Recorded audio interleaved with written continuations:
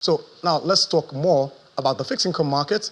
And we have today Oludayo Oladele, Head of Treasury Sales at Polaris Bank. We have much questions for him on this holiday. The market is actually on holiday, but he's taken out some of his time to talk more about this market. So let's bring him in. Oludayo Oladele, thank you for joining us on the show. Thank you very much. Okay. So now, my first question will go to the second quarter bond issuance calendar. Bond, of course, we know what bond is a debt instrument. So, and we know that government gets some of this funding either from Euro bonds, from the fixed income market, the treasury bills, and so many other other instruments. So now, tell us, what do you expect from this second quarter bond auction calendar by the Debt Management Office? Okay. Thank you very much. We expect that when that is released, we expect moderation in government borrowing is expected to continue to remain moderate. However, with the reduction in oil prices and which is currently sub-budget level, government may have to borrow more locally and internationally. So we expect them to still borrow between 150 to 200 billion per maturities, and we expect to see 3 maturities coming up for the next quarter as well. Okay, so now let's move a little bit away from the bonds market and into the, well, this is just about a month from now. We'll be having that, the Central Bank's Monetary Policy Committee meeting, and will be coming after we saw inflation pick up to about 24.23%, up from 23.18% after it was rebased. And we'll be having the April inflation report just before that the May 8th Central Bank MPC meeting. So what would be the expectation if the interest rate of the inflation rate climbs higher?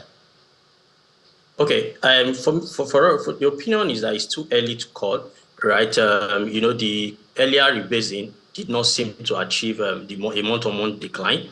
We still saw a 105 basis point increase, which is a significant gap, considering the effort that have been put in place to ensure that there is reduction in that. And that reduction is equally supposed to continue to moderate the monetary policy rates and all the in terms of the NPR and the other figures, the asymmetry window and the likes. So we expect typically that it's still going to be a watch. The government will still definitely watch. So it's either it is moderated or there is slight increase in MPC.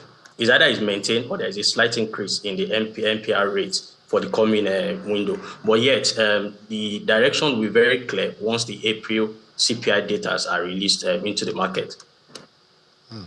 Okay, so now let's talk about the 400 billion worth of treasury bills, which the DMO will be looking at, or the central bank and the DMO will be expected to carry out. What are the expectations for this upcoming treasury bills primary market auction?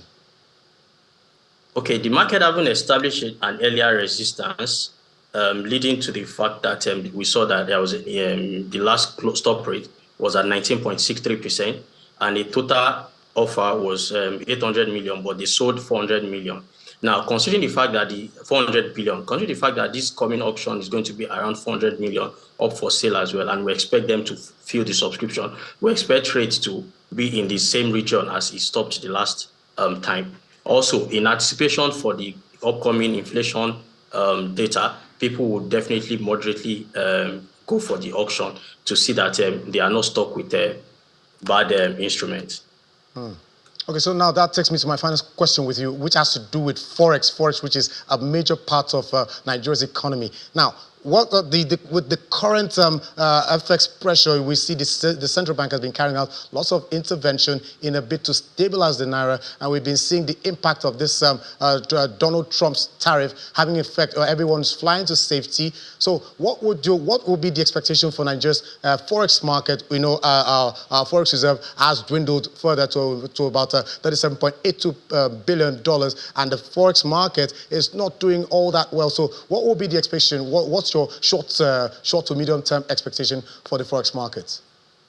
For the Forex market, the short to medium term expectation is to continue to moderate rates downwards. We had seen earlier in the months that the rates had skyrocketed, had depreciated rapidly, and but the buffer that has been created from CBN increase in foreign reserve up to a three-year high in the earlier part of April has enabled them to have buffer to intervene moderately in the market to increase supply, which saw that a week-on-week close of the FX shows a slight appreciation in the FX rate. So that is expected to continue in the coming weeks, and with improved supply and the lowering of the demand, which is because a lot of FPIs have actually been in the market in the last couple of days, and they have actually had their needs met. So we expect that there is a decline in how much is going to be leaving the country.